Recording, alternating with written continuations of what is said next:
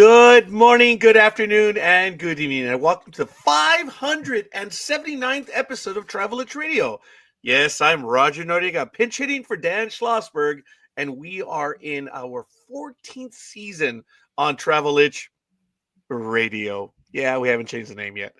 The show that lets you enjoy the pleasures of travel from the comfort of your armchair. Every week at this time, we talk to people representing destinations, hotels, airlines, railroads, car rental companies, and others in the world of travel and hospitality, from authors and bloggers to broadcasters and publicists. If it's got anything to do with travel, it's got everything to do with Travel Itch Radio. Our guest today is James Appleton, author of the new book, The Adirondack 46 in 18 Hikes. Welcome, James, to Travel Itch Radio. Roger, thanks for having me, buddy. It's great to be here. It's a pleasure. I'm really excited about this. And, James, I forgot to mention that we will have people live in the audience. They may comment from time to time. And if you'd like to get to them, you can read it out loud and right. you Sounds can answer good. it.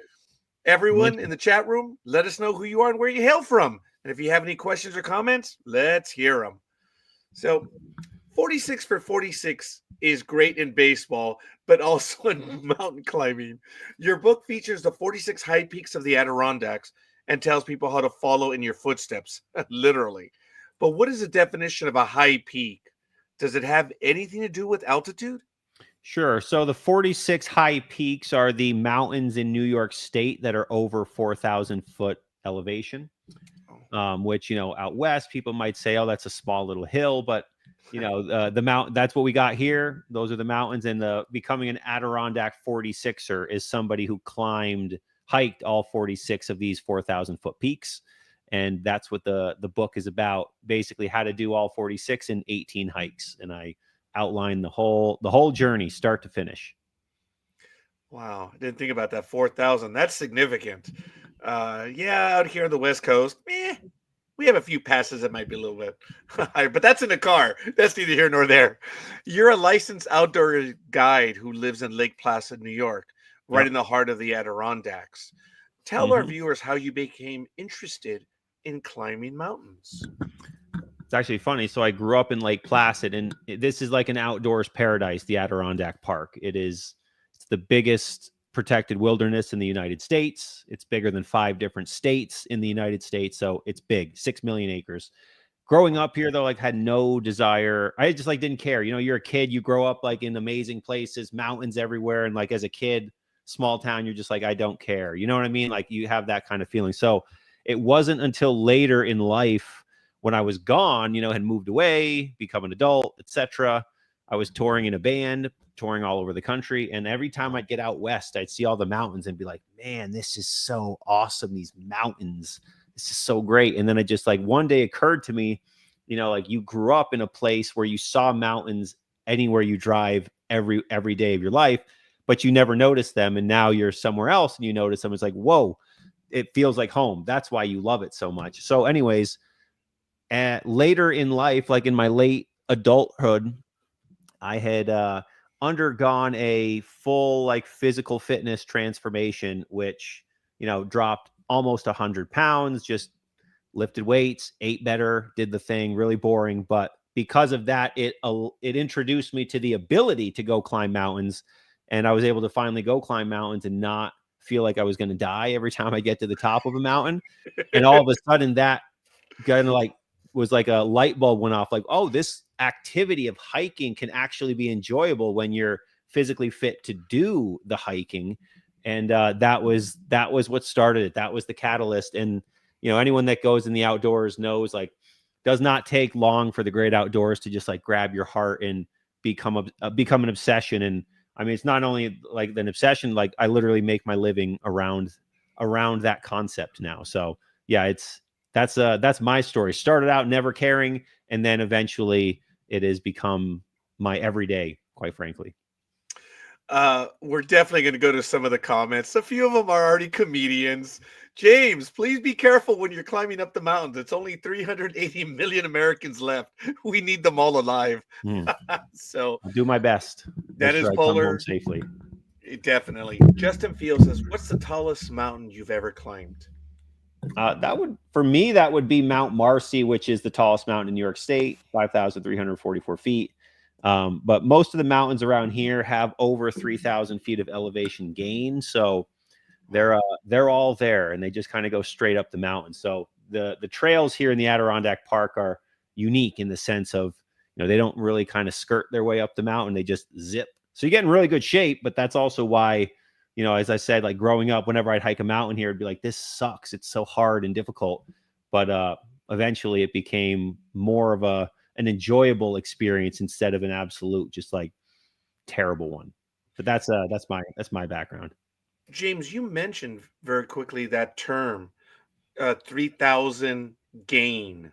Yep, sure. What specifically does that mean? That means, so elevation gain when it comes to climbing mountains is like, what is the elevation at the start, and then what is the elevation at the end, and that's how many miles that you're gaining. So for example, if you have let's say you have a 14,000 foot mountain in Colorado, sounds a lot more than 4,000 feet, of course, because it is.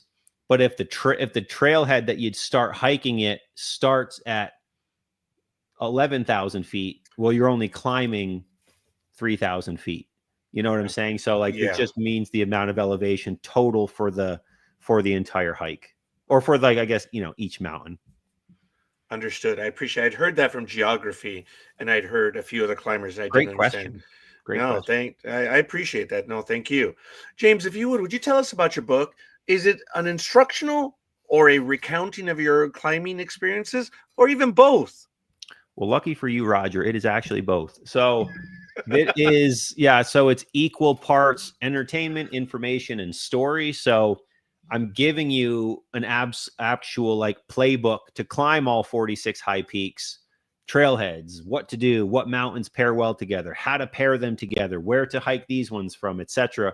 And then throughout the book, I give you the list, and then I tell my story, hiking it start to finish as well. So, like you watch a movie, it's like they're in the past, then they're in the present, then they're in the past, and they're in the present. It's kind of that sort of structure, so that it keeps it interesting, it keeps it flowing, and then you get both. You get the information, but you also get the narrative story.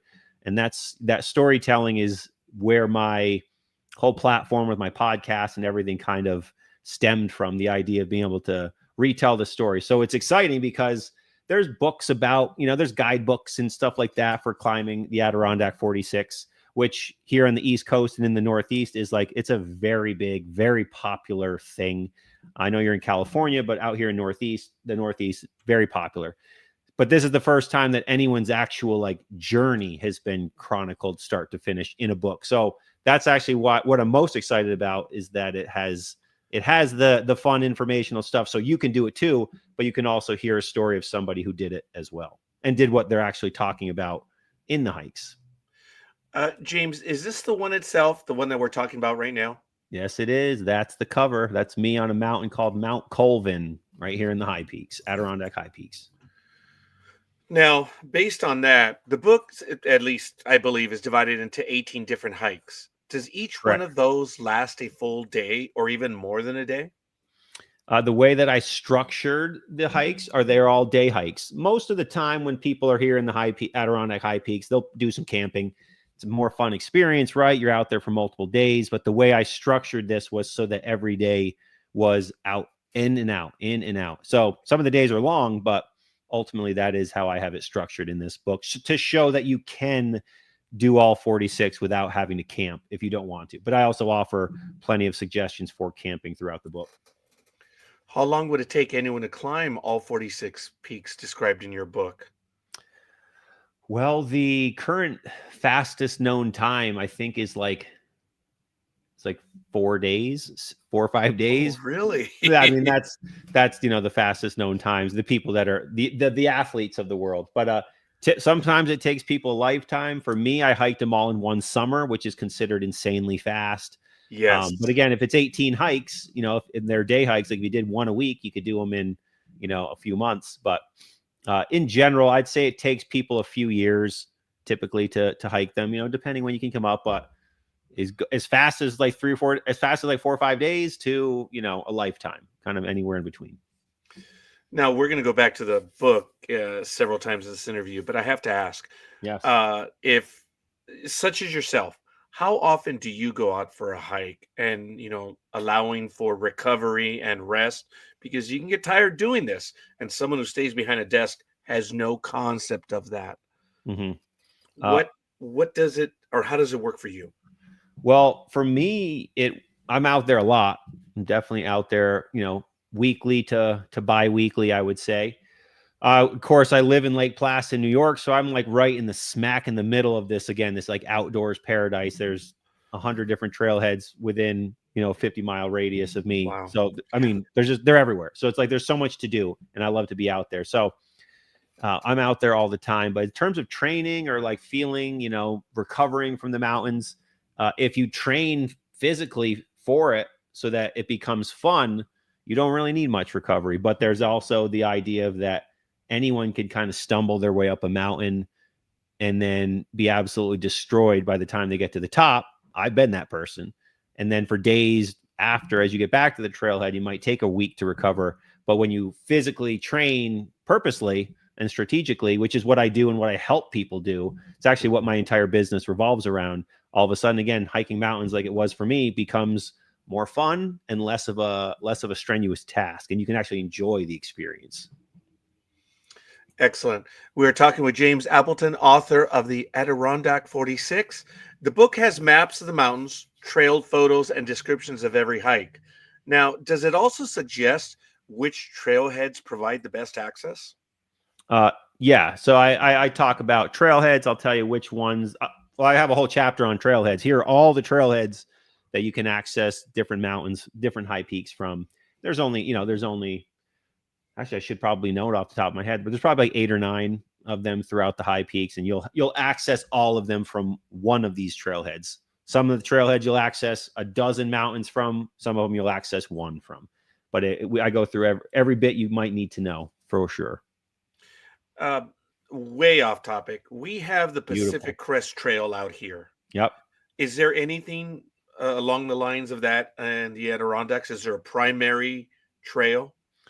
So the Pacific Crest Trail, it's a backpacking trail. The long trail as they're called, like the longest trail we have in the Adirondack Park is called the Northville Placid Trail. It's only 138 miles, but that it doesn't go top to bottom across the park, but that would be like our long trail here in the Adirondack. But that's the closest you're going to get. The Appalachian Trail does not run in the park in the Adirondacks either. It like just misses it. Just to the south of it, south and east. I've heard of that one. So that's from it. And I appreciate you differentiate backpacking, long trail, as opposed to what you have in the neck of the woods out there. Sure. Yeah. Like the culture around where I am, it's a peak bagging culture. That's pretty much like hiking culture in the Northeast is climbing mountains. Yeah. There's backpacking trails. Vermont has the long trail, which goes from the top of the state to the bottom of the state. Oh yeah. It's a little bit longer than the Northville Placid Trail. Not too much longer, but similar in size. But yeah, the culture here in the outdoors is definitely climbing mountains top to bottom for sure, more than backpacking. Okay, this is the novice question for the novice climber. Hit me. For a novice who has never climbed before, how much training is needed before trying to hike the Adirondack 46? And if you want, even let's get specific, how much training do you think you would need for the easiest one, which they're all 3,000 or more, and maybe the more difficult one? And I may have muddled the question. No, I get what you're saying. So I'm a big believer that any Joe Schmo can stumble their way to the top of a mountain, big or small. But the difference is of training for it. The difference is like getting to the top, feeling great, getting back to the trailhead and feeling fantastic, ready for more, versus stumbling their way to the top and getting back to the trailhead feeling like you just got hit by a bus. Huge difference. Now, in terms of training, I'm a big believer, like go climb some small mountains and slowly work your way up, right? Yes. And especially smaller mountains that aren't as deep into the backcountry. Some of these mountains, like when you're at the summit, you're 15 miles from any road. Like you're out there. You are on your own. Wow. So, it's better to start small where at all times you might only be 1 or 2 miles from a road. that's much closer. So small mountains to go first and then work your way up. Or you could strategically train in the gym where you get your body nice and fit and strong and conditioned for this activity, lifting weights, strength training, getting your endurance up, all that stuff. And then you'll be physically fit and you can enjoy the trip way more than when you stumble your way to the summit and then come back feeling like you got hit by a Mack truck. No one likes that. I do not recommend, Roger. I do not recommend. James, I never thought that weight training would be involved, but I get it. I see it. And I've climbed a few hills, not mountains, and I get it. So I appreciate knowing that.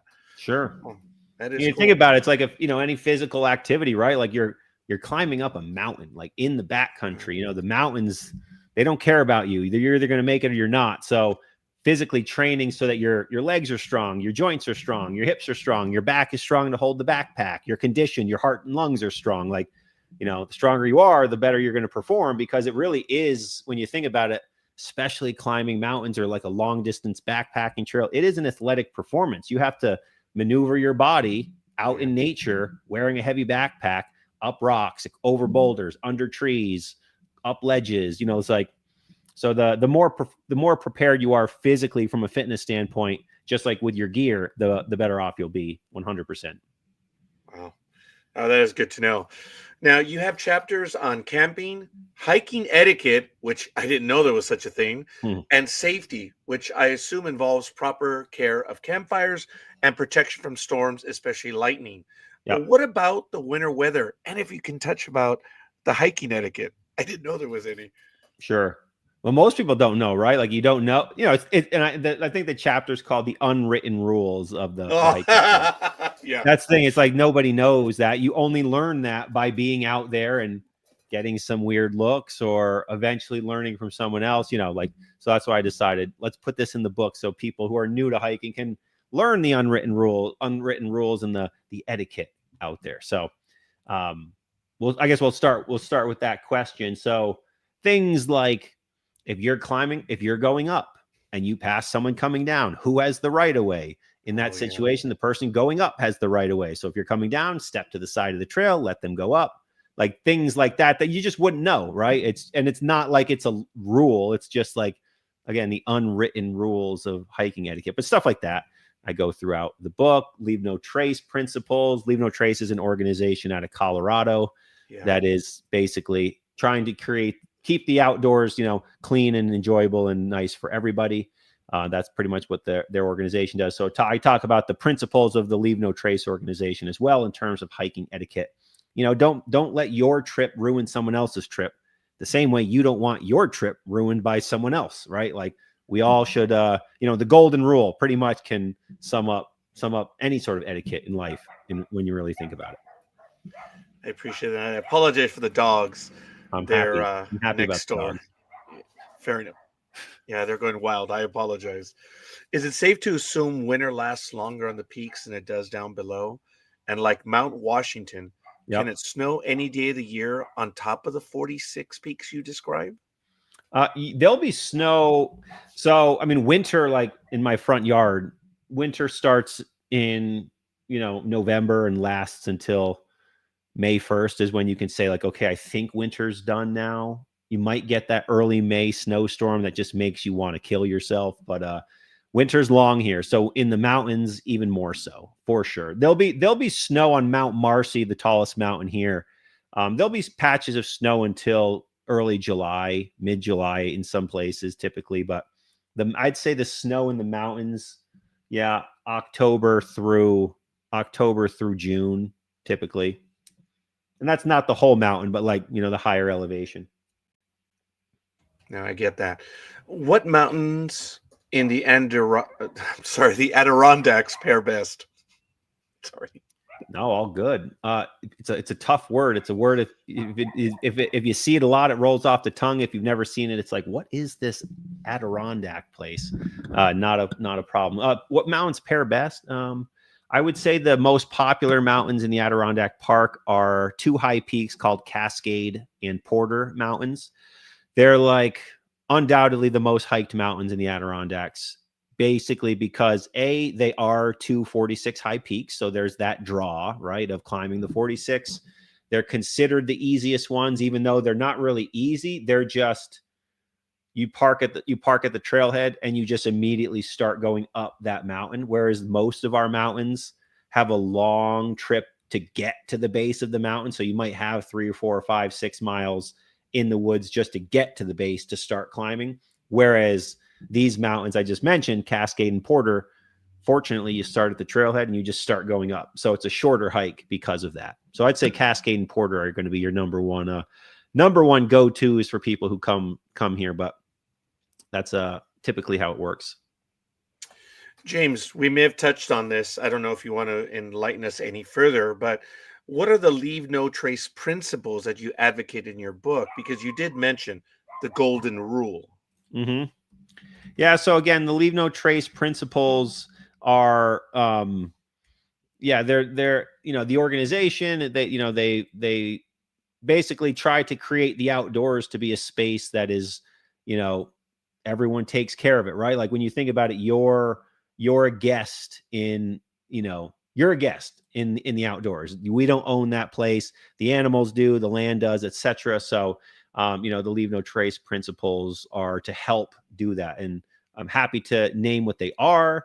So the principles, number one, is plan ahead and prepare, meaning like actually know where you're going, what you're going to do, be prepared when you go out there, because again, you don't want to be a search and rescue, and it just behooves you to make sure that you are doing everything necessary to have a great hike. Travel and camp on durable surfaces, stay on the trail basically is what that's trying to advocate for. Dispose of waste properly. So, don't dispose of waste right there on the trail. Go off the trail 100 yards, 200 yards, or 100 feet, 200 feet, and like go in the woods, right? Because you don't want to see someone's waste on the side of the trail. They don't want to see yours either. So that's kind of how that works. Leave what you find, meaning like, don't just, you see a nice flower there or you see a nice thing, like don't just take it, like leave it there so the next person can see it too, just like you did. Again, very golden rule. The fifth principle is to minimize campfire impacts. So only make a fire where you're actually legally permitted to make fires. Respect wildlife is the sixth. Kind of goes without saying. Again, you're a guest in their house. So just look with your eyes and let it be. And then the last is just to be considerate of other people, right? You're all trying to experience the same outdoors paradise and have the same trip. So again, golden rule, right? You don't want them to bother you on your trip, like maybe don't bother them too. Be considerate of others the same way you should be when you're walking down the street or you're in the grocery store. Same principle applies. The old golden rule never fails. No, it doesn't. Now, I want to preface this. Knowing this book, can anyone climb all 46 peaks described in your book, or do they need the book? Sorry, James. I'm pinning you down on that one. No, I would highly recommend checking out the book. The book will give you everything you need to know. You could either like scour the internet and internet forums and all this stuff for hours on end trying to find the information, or you could just get the book and get all the information in one single spot. Get yourself away from a screen, right? How much screen time do we have in our lives these days? Pick up a real paper book. You remember paper, Roger? What a weird concept paper is, but yeah, the book will give you everything you need to know. And the reason that, the origin of the book. So I have a podcast called the 46 of 46 podcast, which is about hiking in the Adirondacks specifically. And it's, expanded to more than just hiking now, but it's all revolving around the Adirondack Park. The book came about because of just answering the same questions over and over and over and over again. So I was like, okay, clearly this is what people need to know. So, the long story short, here's the book of the questions that I know, the exact questions that people want to know. So I answered them, and they're in that book ready for you to read and know, and then have a very enjoyable time in the backcountry of the Adirondack Park, the most wild place in the United States. I look forward to reading it myself. I haven't had the privilege yet. Ladies and gentlemen, we're talking with James Appleton, author of the Adirondack 46. Now, along with the other question I just asked, can anyone hike the 46 high peaks, or do you have to be an experienced hiker? Well, hiking in general, I say it all the time, the mountains don't care about you. So if you have this great idea, you just like want to enjoy the mountains, cool. If you're not prepared, you will be eaten up and the mountains will not care at all. So it's the type of thing where you really do need to put emotions aside and like just be prepared. So long as are you prepared? You do your homework. Where am I going? What's the trail going to be like? Are there water crossings? Let me look at the map. Have I looked at the map to kind of have an idea of where my trip is going to go? What research have I done? Like if you do that stuff, you do the homework, yeah, you'll be fine. Head out there, enjoy yourself. Again, you might get into a hike that you get lost. You don't know what to expect. It might be harder than you expected, but I would encourage anyone to start on small mountains anywhere you go. Start on like the smaller traveled mountains before you go into tackle some big ones. So like, for example, here in the ADK is what we call it, but here in the ADK, Mount Marcy, tallest mountain in New York State, right? So of course, people come up, they're like, oh, the tallest mountain in the state is here. Well, let's go up that one, right? I want to be in the tallest part in the state. What a terrible decision if you don't have any sort of backcountry experience whatsoever. Probably would have been a better choice to start on a small mountain that's like half a mile to the summit. You'll get a great summit view. It won't take you all day. You'll see what it's like to climb straight up a mountain. Your heart will be beating. You'll be sweating. You'll get those views. Like it's more of what you're looking for, but people so often think tallest mountain, let's go to that one first. Not always the best choice. Not always the best choice, Roger. I appreciate that, James. And that sounds kind of like you don't know if you want to cruise or not. And it's good to take a 2 or 3 day cruise Sure. so you start with a smaller mountain. Again, I apologize. No, that's all right. So for that going on right now. And speaking of starting, I have to ask, how young were you when you started climbing, James? And how old would you recommend others to begin? Yeah. So as I mentioned earlier, like I did not care about hiking mountains as a kid, and like growing up in this area, I remember going on a school field trip, like hiking a mountain, like literally that's how ingrained in the culture the mountains are here, that there was a high school field trip. That's what we did. But as a kid, I played sports my whole life. I grew up on a BMX bike. That's what I did. Hiking mountains, it's just different. It's just a different kind of thing, the way it hits your body. So I never enjoyed it, but it was getting in shape and starting to enjoy it. But it wasn't until my late 20s where it really became like my life. And then for the last decade, it has been my life top to bottom. But I have taken my kids up mountains. Both my two oldest daughters hiked their first mountain at 3 years old.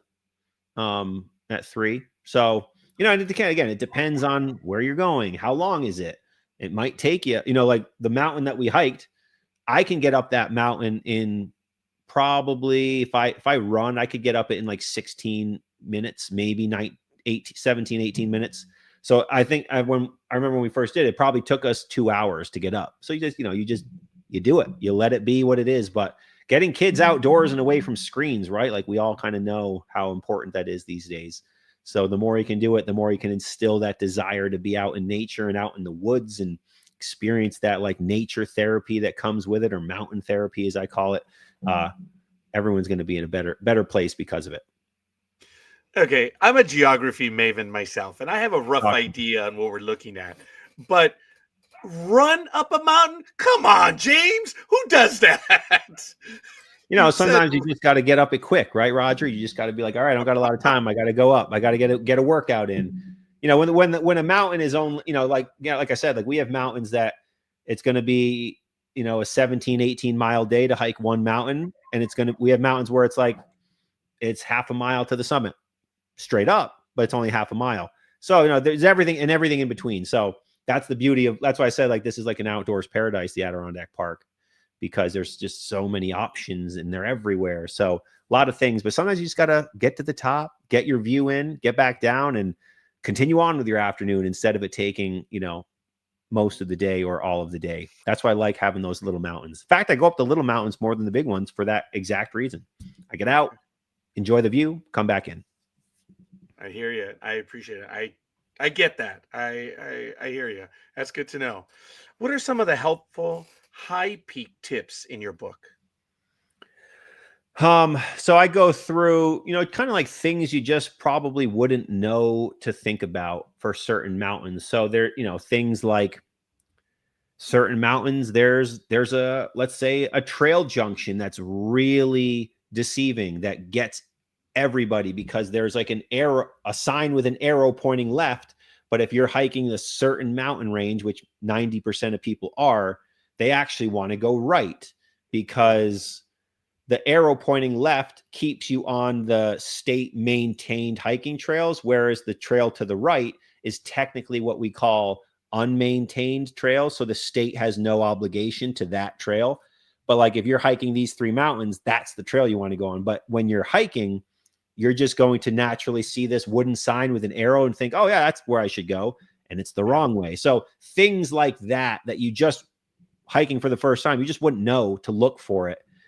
So I give people lots of tips and tricks for that, in that regard, similar to that kind of concept, just, because I've been there and I know what to look for and can help you make these mistakes. There's another tip and trick in there where there's a sign and it's pointing to a mountain that you're going to, and it's similar mileage, but it points you left. And yes, it takes you to the mountain you're trying to go to, and similar mileage than if you went right, but it takes you up and over 2 other mountains to get there. So the sign, well, accurate, it's just deceiving. So little things like that you just wouldn't know. You wouldn't know unless you were really meticulous with the map and meticulous with your homework, but this helps you to be aware of little things like that. No one wants to get lost in the backcountry. No one wants to get lost. No one wants to come get you. It's bad for everybody. So the more things we know beforehand, the better off we'll be. I hear you. And I appreciate you answering a question from my youth. I had maps, the fold out maps, and I remember the trails, and some of them would say not maintained. And to my young mind, it's like, but it's on the map. Yep. So how could it not be made? So that's good to know. I appreciate that. Sure. Now, yeah, lot of trails like that over here, because there's thousands of miles of trails. yeah.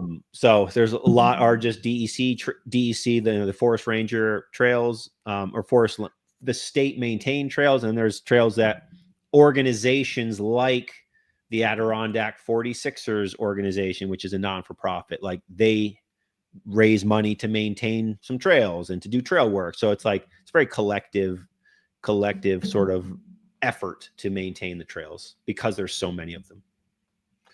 Wow. It's good to know. And this may come across from, the older folk asking, but are we correct in assuming that mountain climbing is a sport for men, or can women do it as well? I'd say hiking in general is a pretty evenly split 50-50 men and women. I mean, I'm out there all the time, and yeah, I'll say it's straight 50-50. There is definitely not more men than women or more women than men out there. Very evenly divided these days. Everyone's out. Everyone wants to go to the mountains, right? Everyone wants to go to the woods, go to the trail. And it's a great place to be. On a personal note, I am surprised on Facebook profiles as to how many women do say they go hiking, which is really kind of cool. Wasn't in my day, Sure. but that really is, and I'm glad you're there to share that with us. So, knowing that we've spoken about the book, is it accurate to say your book is part information, part entertainment, and part storytelling?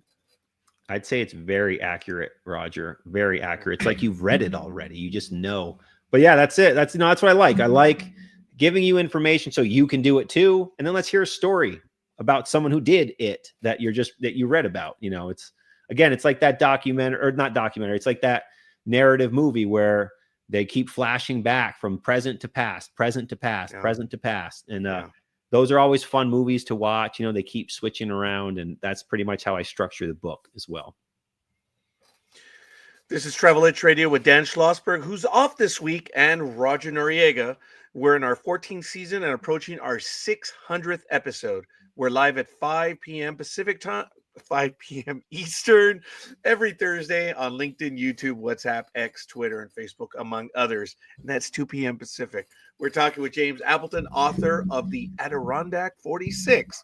So I believe you did touch on this.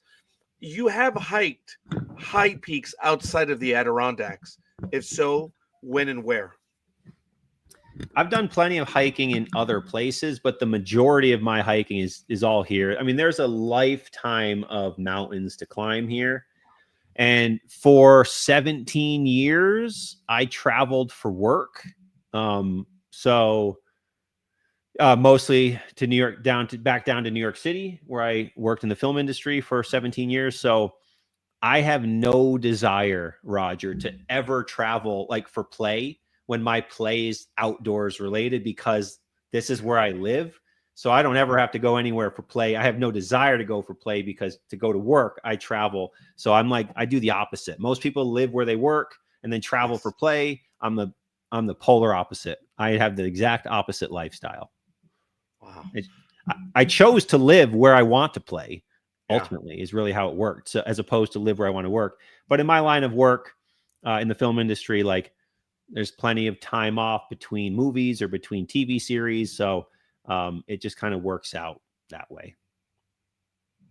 Now, you mentioned that you'll take hikes often on maybe some of the smaller mountains, but being a bit more specific, do you have a favorite mountain, and do you like returning there for another try? So, Always. okay, no, go ahead.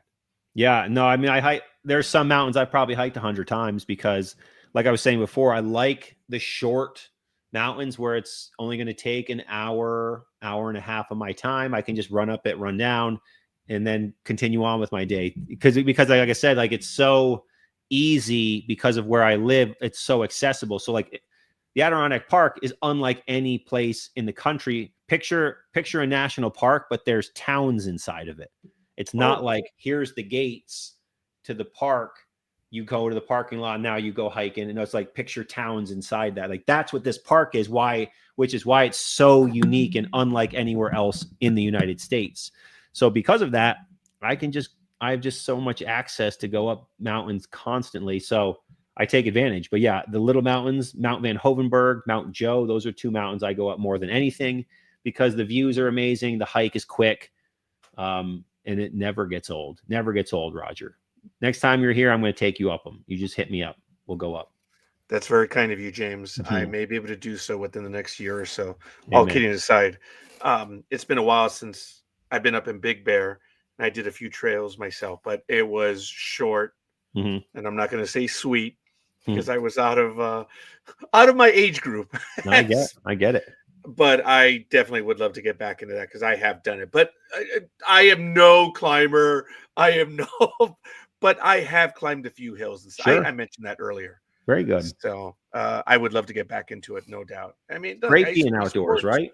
Being in the woods, being in the trees, the air, the mountains, the lakes, the rivers. Like, man, you just can't beat it. You can't really beat it. James, way off topic. I lost my mind when I was up in Alaska in 2022. And I was reconnoitering, I was going there because I'm going to go back. And I'm not going to climb the big mountain up there, the 20,000 foot one, but I do want to go and take hikes and stuff. And I want to head back up there one of these days. So who knows? Love it. Speaking of that, I don't know if I'm going to climb alone or in a group, but I ask you, do you climb in groups, or do you prefer going alone? And if so, on group size, what's a good group size for you? Sure. Great question. So I do a lot of guiding. I have a guide business as well, right. Professional licensed guide. So I do group hikes. In fact, I did one this past weekend. There were 10 of us. So that was a big group. I'd say my hiking tends to be more by myself, but not because I want it to be, just because might be hard to find someone who can go out into the mountains on Tuesday morning, so it's like, it's more so just can't get anyone else to come. But I actually would always rather go hiking with someone else. Less chance of an accident, or if there is an accident, better chance of getting out of the accident, or that sort of thing, especially in the winter. So I go out in the winter all the time, just like I said this past week. The winter is no joke. It is a very different animal than it is in the summer. So things can go wrong really quickly out there. And, you innocently step and twist an ankle or hurt something, or you slide and slip and fall and hit your head. Like in the summer, less likelihood of problems. Obviously there's problems there, but in the winter, I mean, it could be life and death real fast. when you're out there in the middle of the mountains when you're cold and you don't, the thing. So I prefer to go with other people. Groups are great. I think 3 or 4 people is max that I enjoy. I find when they're bigger than that, it's too many people. But of course, when I'm guiding people, that's a different story. But I like for fun hiking, I think that 2 to 3 people is a pretty good spot. I like to be in that sort of threshold. That's good. Now, you mentioned something that would lead into my next question. Have you ever had to abandon a hike because of wind, weather? Sure. You mentioned other issue already, but enlighten us, please. Yeah, no, I mean, there's plenty. You got to be ready to turn around. You have to be willing to turn around. You can't have, summit breath, as they say, where you're just like, I got to get to the summit no matter what. Oh, Right. Where yeah. it's just like, no, nothing will stop you. But it's like, again, the mountains don't care about you, Roger. If there's a storm coming in, they don't care that you want to get to the summit, or you came up, you drove 6 hours to do this hike. They does not care. So you do have to be willing to turn around. You got to be willing to turn around. And I've had to do it plenty of times: storms, lightning, thunder, etc. I'll be out there in the rain's whatever. But once you see lightning and, thunder and lightning, or you actually, even more interesting is when you're on top of a summit and you see the storm coming. It's not above you, but you see it coming in the distance. That's a wild experience to see that. Oh, I bet, man. That's fun. That's fun. That's when it's like, okay, we may not be able to make the next mountain. Maybe it's time to just head back down. But ultimately, because you got to remember too, even if it's storming and thundering and lightning, if you're still up there, you still have a long way back. You still have 6 miles, 7 miles back to your car. Well, you should probably start moving back, because it's not like you're going to be at your car in 15 minutes. You're still going to be at your car in, 3 or 4 hours. So that's when you got to be ready to call it if you have to. And it happens. It happens. I bet. I should have shown this one. This is you in a group, right? Yep. Where are you at on this one? So on that's my Great Range Athlete group. So I run, I help people get in shape for hiking mountains specifically. That's what my business revolves around. So that was one of my group programs. And at the end of the program, we hiked a Giant and Rocky Peak Ridge, 2 high peaks here in the Adirondacks. And this was a picture from the top of one of them. You see their Great Range Athlete t-shirts. Yeah. So, 6-week training program to get you in shape to climb mountains specifically, get you strong and fit so that you can make it up to the summit. But that was what that was from. Great day, amazing, perfect day in the high peaks. Oh, I bet. Your book consists of day-long hikes, but have Yep. you also done overnight hikes in the Adirondacks? Yep. Yeah, I've camped plenty of times. And like I told you before, that long distance backpacking trail, I've done that trail too, camping in lean-tos. Although I think people call them shelters in most parts of the country, but same thing. Yeah, I like camping's fun. I personally, again, it's like, because I live here, it's like I'd rather just go into the woods, hammer out a hard day, hike the extra 4 or 5 miles back to the car, and then come home, shower, eat regular food, and go to bed, as opposed to bringing in camping gear too and staying out there. So again, it's just because I live so close. So whereas if I was to go somewhere else, yeah, I'd love to be out there camping. And I've camped plenty of times. It's just, I default to, let's just make it a really long day and just go home at the end of the day, up and out. That's kind of where my default goes to. It's the best of both worlds, I imagine. Yep, sure is. Did you take the photographs published in your book? I think in this one you may have. Yeah, that one is definitely that one's from me doing my farmers carries right around my neighborhood there. But yeah, the book, the pictures in the book, some are mine, some are from other people. That was on my Great Range Athlete hike, the same one that you just showed from the group. Someone just took that while we were just sitting there waiting. I actually really like that picture, if I'm being honest with you. I didn't know until he sent it to me at the end of the day that he took a bunch of pictures. That is it is an awesome image, James. It really is. And seeing the other peaks in the background too, and the color. Yeah, it gives you a good idea, right? That's the high peaks, baby, in all its glory right there. That is a shot. Now, do you know the rock? That's not granite, is it? Yep. Right. It is, huh? No, that's it. No, the Adirondack Park is a pretty wild spot. Now, let me ask you something, Roger. You see that picture, you say to yourself, I can't believe that's in New York State. Like, Oh, nobody yeah. realizes that the biggest protected wilderness in the United States is in New York. Like, you wouldn't think, right? You just think, New York City, there's nothing else there. Turns out there's a lot more to the state once you drive north. Wow. I knew it was large, that area, but I had no idea that it was the largest protected in the United States. Yep. That's greater than Grand Canyon, greater than Yep. that other little park where there's a So, caldera, Yosemite, right? Is it? Or you'll Yellowstone? Yellowstone. You'll like this statistic, Roger. The Adirondack Park, 6.2 million acres, is larger than Yellowstone, the Grand Canyon, the Smoky National Park, the Everglades National Parks, and Glacier National Parks combined. It's bigger than all of those national parks combined. Bigger than 5 different states in the country. That's how big it is. So, like, again, if you don't know, you don't know. And when you hear that statistic, it's like, holy crap, who knew this was in New York State?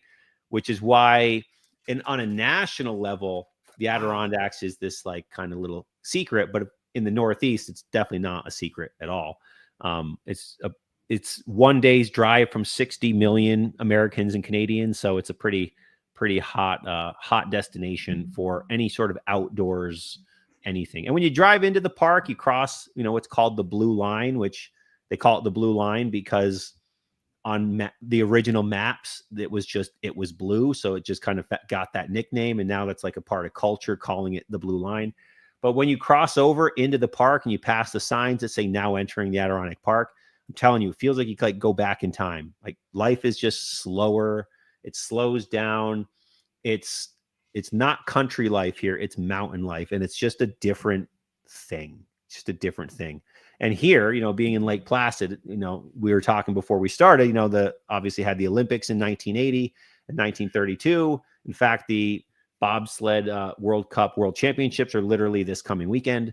So lots of athletes in town doing the things.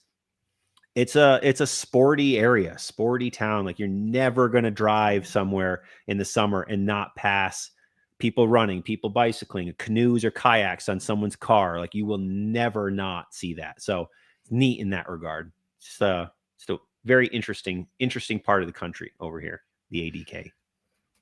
With the imagery, your storytelling ability, dude, sorry, dude, James. I understand why you're there. I get it. It's just amazing. And I envy you, and in a good way. I really do. That knowing that you're there and you have it outside your front door, huh? Yep.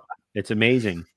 Wow. It's amazing spot. I mean, again, if you don't mind winter and you don't mind bugs, right? You'll do just fine here, but I think we all kind of hate bugs. Yeah, that's just part of it. Yep. We are talking with James Appleton, author of the Adirondack 46. Now, we mentioned hiking etiquette as part of your book. And I know you shared a few things already. Did anything else for the hiking etiquette? Because I understand on the ice road going to Prudhoe Bay, whoever's going north because they have a load on them, they're given the right of way. Sure. I never thought it would be the same thing climbing up a hill, but I guess, yeah. Yeah. It's the etiquette. Things like that. Yeah. So if you're coming down, if you're going up, you have the right of way, probably because they're doing the physically harder, more demanding work right now. Yeah. So, like, step out of their way and let them kind of go. Yeah. Because it would make, I mean, even though I feel like logically in your mind, it would make more sense for the person going up to stand by so the guy going faster can zip down, but etiquette is the other way around. I don't know why. It's just, I learned it too. And it's just kind of what everybody does. You need to pee, like, go off the trail, not a foot off the trail, go like off the trail, right? Things like that. Bluetooth radios, again, there's no law against you not playing a Bluetooth radio, but like probably don't, because you don't want to hear my music and I don't want to hear your music on the Bluetooth radio. Headphones in general, more hiking etiquette. You want to wear headphones? No problem. Wear one headphone. That way, when I'm coming up the trail behind you, you at least know I'm there. You can at least hear me or hear someone else coming up or down the trail. Things like that, that again, they're not like hard rules. They're the unwritten rules of the trail.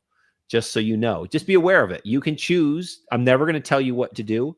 And I just like, I don't want you to tell me what to do, but I'm just going to inform you of what, like, again, the unwritten rules are. Take it for what you will, do what you will with it. But I have found, and I'm a pretty punk rock guy by nature, Roger.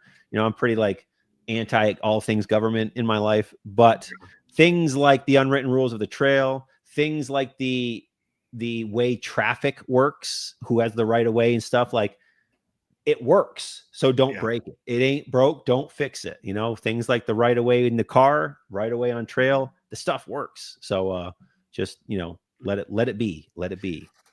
Some of it is common sense. And then some, as you mentioned earlier, some people just don't know. Sure. But it's good that you mentioned that in the book. And I look forward to seeing that myself. I think most people don't know. You hear a lot too. You'll get people, the internet is the internet. People love to, be keyboard warriors and stuff like that. And, like, let's say somebody, threw their banana peel in the woods, and that would go against, like, leave no trace, because it's like, well, does that banana peel belong there? No. So take it with you, like, take it out with you. It's not there. So that banana peel on the tree, you might be like, it doesn't bother anyone. It's a banana peel. It's going to, decompose just fine. But in reality, it's like, oh, that's showing that someone was here, and it's like going to take away from the next person's experience. So the person who tosses the banana peel probably just doesn't know and hasn't thought, like, oh, I could see how that would be the case. Yeah, I should just take it with me. But they very innocently just didn't know. Or like they accidentally dropped a wrapper, candy wrapper out of their backpack or out of their pocket. Like, it wasn't like someone was like purposely throwing their trash on the ground. People do that. I've seen it. It's terrible. But I feel 9 times out of 10, these things, these unwritten rules of the trail are broken out of pure innocence, and they just didn't know. And they probably had no malicious intent. And had they known, would have no problem doing the stuff correctly. So I do feel that's typically the situation. You're a good man, James, because I wouldn't agree with you on that in a good way. But you've been out there, you see it, and I hear you, and I believe you 9 times out of 10. But I would see it the other way. 9 times out of 10, I think it's deliberate, just because people just don't care. People don't care. Those are the weekend warriors, right? Maybe. And we're generalizing. We don't mean to bring anyone down. Well, you don't, and I don't. Sure. No, the thing is, and the thing that's neat, Roger, about this park in particular, and I think the outdoors in general, but the outdoors in general, like anywhere else, it brings some, you'll get people who just really don't care at all.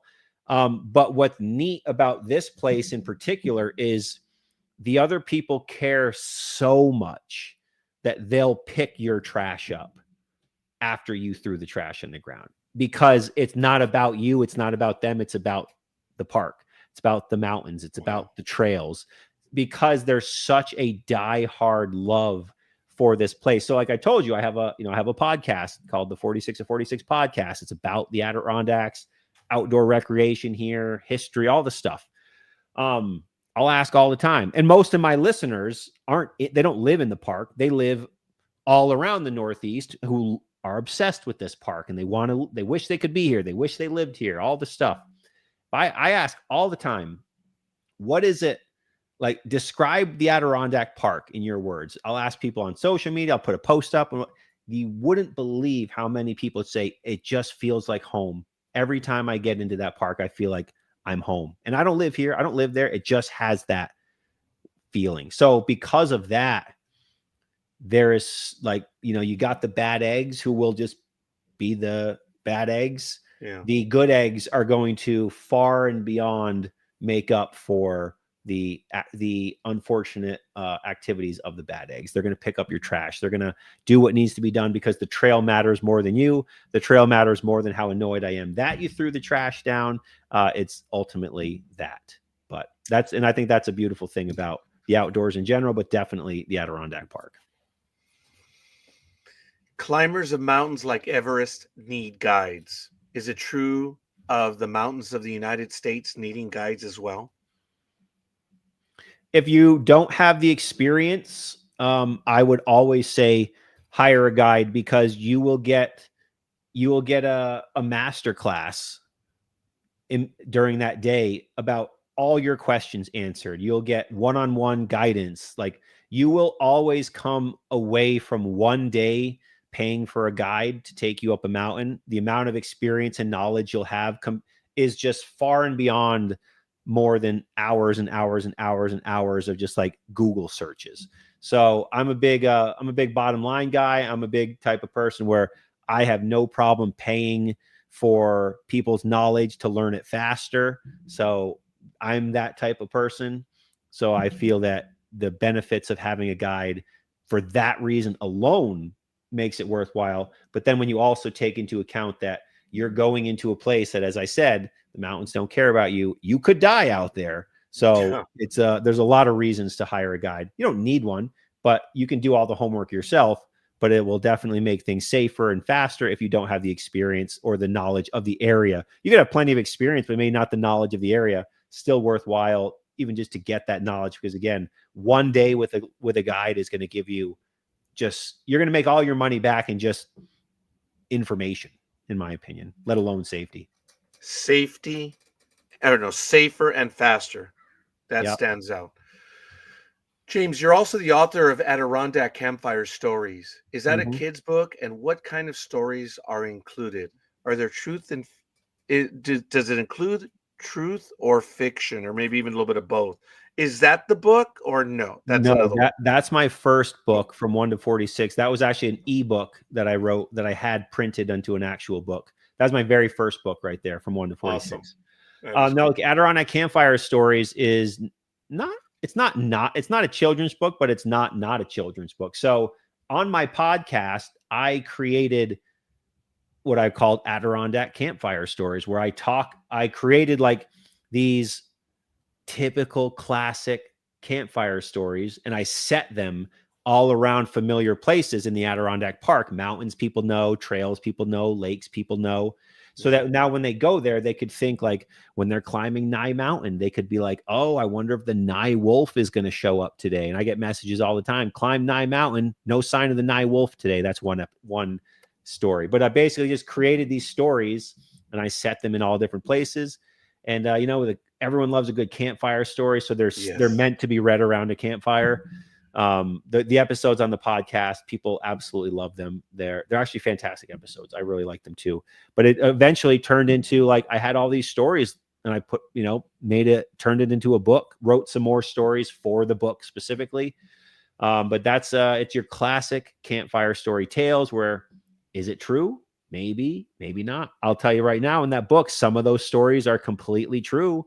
I won't tell you which ones, though. You always are going to wonder, shoot, is that really out there? Is this really true? It might be. Can't tell you, but that's what that book is. It's a fun book. It's a quick read, light read, great for telling around the campfires. That's literally what it's for. Well, we're going to have to read that one as well. And maybe off air, we'll be able to ask you, because we don't want to spoil it either. No. That's the point of getting the book. That's now, the point. like But also a good campfire story, though, leaves you wondering, is this true? Like, right. That's campfire stories don't get resolved at the end. It always is like the monster, the creature, the thing, it's still out there. Yeah. Is this true? Like, so, we stick with that. That is true. And I like that. Like Travel Edge Radio, you write, produce, and host a podcast, as you mentioned, called The 46 of 46. Would you say, well, of course you would, but would you say it's the #1 podcast on the mountains, trails, lakes, and stories of Adirondack National Park? And who's your audience other than climbers and hikers? Yeah, I started it 5 years ago, almost 6 years ago now, which is crazy. 6 years ago in April is when I launched the episode, or the first episodes. It is the only podcast like about the Adirondacks.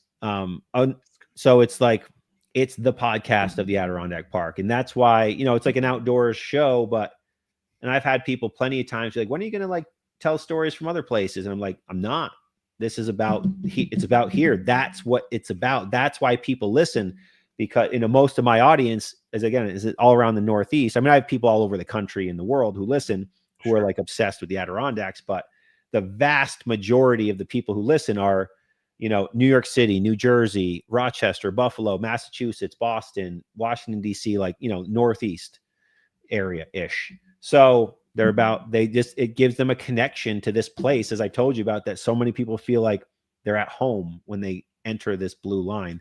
So that's what it's about. And it's about outdoor recreation and just, I touch on history. I do the campfire story episodes. I'll have guests on sometimes where I hear about your adventure that you just had doing this trailer, doing this thing. Like, it all revolves around this park and what happens in this park.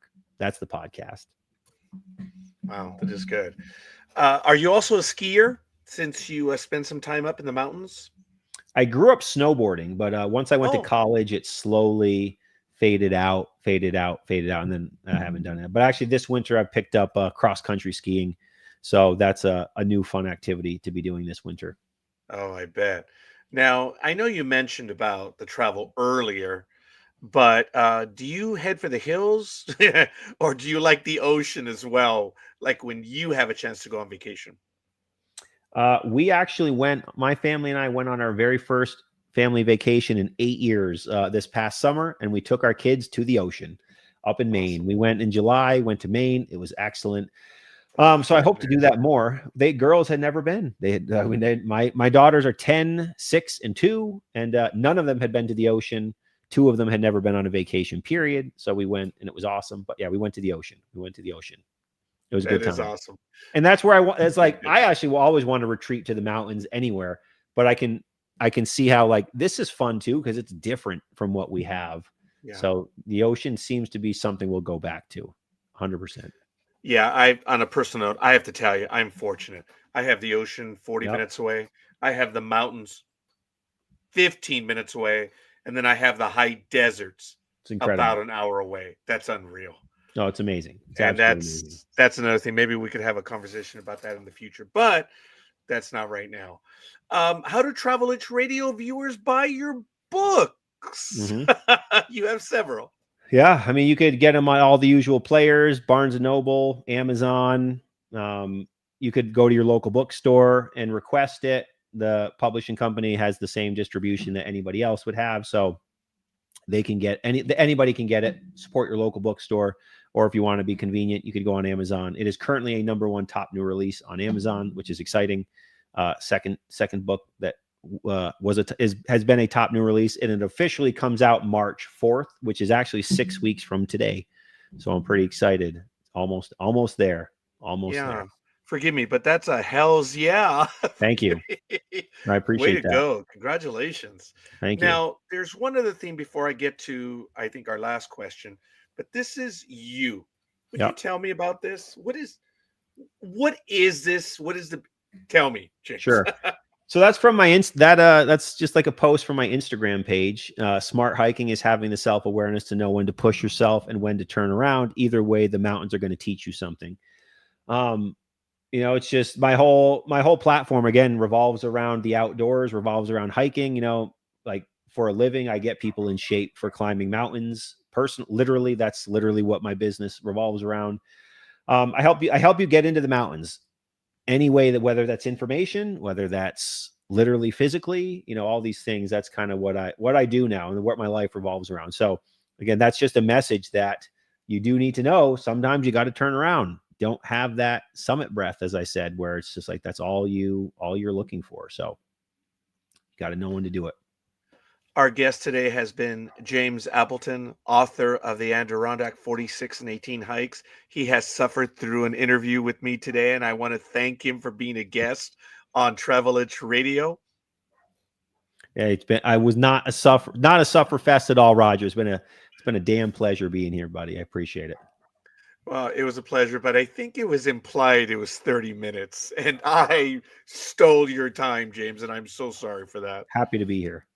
No, it's great. I know I'm going to be tuning into your podcast. I look forward to it. And folks, it's right down there at the bottom. 46outdoors.com is the website. His Instagram is James Appleton 46. And you mentioned the podcast 46 of 46. This is a duh question. You can find it on your website, right? Correct. But where else? Are there any other listings for the podcast? Yeah, Apple Podcasts, Spotify, YouTube. You'll find it in all the usual players. Okay. And you've been doing that one for 6 years, you mentioned? Yeah, 6 years in March or April. Yeah, so 2019 is when I launched it. Wow. Yeah, it's crazy. I can't believe I've been doing it this long. It's wild. One day you will be at 17 years. Yeah, I know. It's incredible. What you're doing is a wild thing. Amazing. Travel Edge Radio has been on for 14. We're in our 17th year. We are now the longest running internet program ever since Red versus Blue bailed. Remember that? It's amazing. They were 24 years. They're done. So well no one else has claimed it. We're claiming it. I love it. It's all good. Again, thank you, James. I'm just going to go ahead and get this right now. Last year was the 50th anniversary of the home run that broke Babe Ruth's record of Hank Aaron. But with spring training starting next month, this is your chance to share the excitement. Dan Schlossberg's new biography, Home Run King, the remarkable record of Hank Aaron. It's got a forward by Dusty Baker, prefaced by Kevin Barnes. There's pictures of Dan when he was a young man in here. Check it out. The remarkable record of Hank Aaron. Get it on Amazon. That's it for this edition of Travel Itch Radio. This is Roger Noriega, also covering for Dan Schlossberg. So don't worry, you'll have the man back next week. I'm saying thank you for your time this time. Until next time, our guest next week will be Jay Smith, president of Sports Travel and Tours, official tour operator of the Baseball Hall of Fame. Rumor has it there's 3 new members. Thank you everyone for watching. Good evening and stay safe. And folks, we are out of here. And again, James, thank you.